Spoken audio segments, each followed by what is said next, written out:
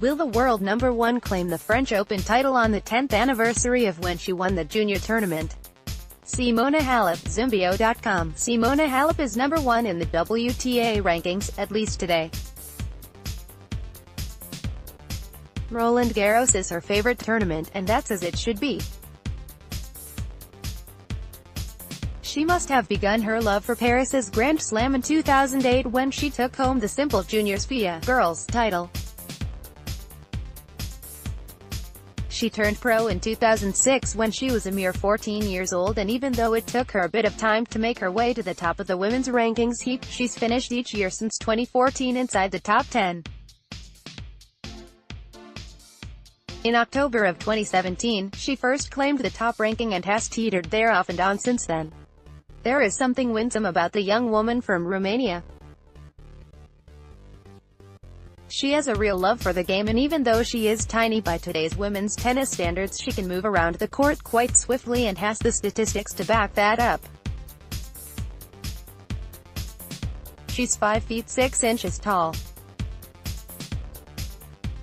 An average woman is 5 feet 4 inches tall, but looking realistically at women tennis players whose height often exceeds 6 feet, her stature is definitely petite. Her opponent today was Gabby Muguruza, a Spaniard, who was the champ here in 2016.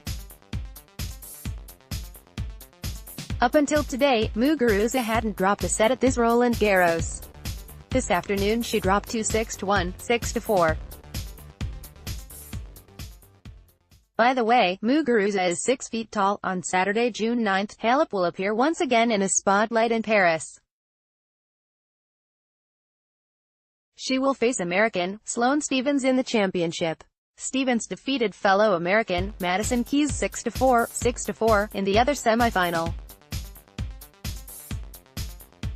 It's not the first time Halep's been in a final here since her victory in the juniors. Actually, it's not the second time, either. In 2014, she was defeated by Maria Sharapova in 3 sets. Last year she lost to Jelena Ostapenko in 3 sets. She might be ready to claim the best prize of her career when the dust settles on court. Philippe Chatrier after that match, but it might take 3 sets. In her after-match interview, Halep was candid about her chances to win a major title. When asked about an earlier statement, where she said that she may not win a slam at all before her career is completed, she said, "So, I lost 3 times until now and no one died, so it will be okay." Clearly, she is right. In passé banter, that's what is known as a first world problem. When a journalist pointed out that tennis in general is now a world of hard hitters and she wasn't one of them, she quickly responded, "I'm fast, though, no? And quick she is."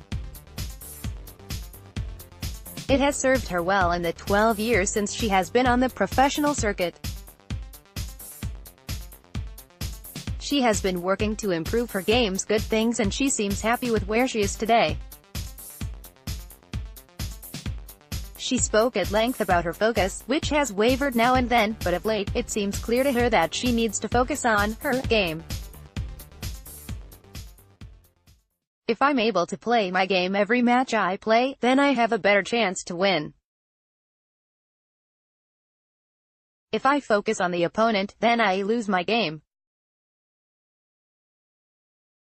So, I try just to keep it simple." Embed from Getty Images. She is going to have to bring her A game on Saturday. Stephens has come back from foot surgery that kept her out of the game for 11 months, with the most tennis consistency she has exhibited, ever. After Stephens' win at the US Open last year, she has found ways to go deep into tournaments. Stephens and Halep have met 7 times, with Halep leading 5-2. They met in the round of 16 in 2013, on clay, and not surprisingly Halep was the victor 6-1, 6-1. Clay is Halep's best surface. Clay is seldom a favorite surface for players who are trained in the United States. I've been told that the clay, green, gritty stuff that is used in most of the US's clay tournaments feels like playing on gravel. The courts won't be covered with gravel on Saturday. It won't be clay, either. The Terabadaway isn't clay, but the courts are constructed of a rather complex mixture. The surface is carefully prepared with a limestone base, covered with layers of ground red brick Terabadaway, that is smoothed to perfection on all the courts at Roland Garros.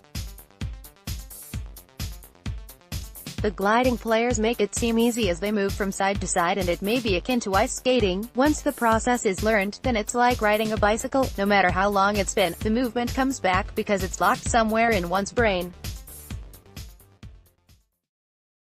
Halep has been practicing on Terabadaway her whole life, that's a given. Stevens said, "I think once I get going in a tournament, I'm pretty consistent, which is good. I just try to keep that going through the final and just compete to the very last match. That will happen on Saturday afternoon on a day that calls for clouds and humidity." Halep and Stevens will meet one more time and each of them will play their own game. That's what they do best.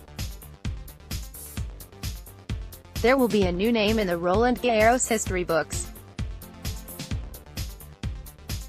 Whose name will it be?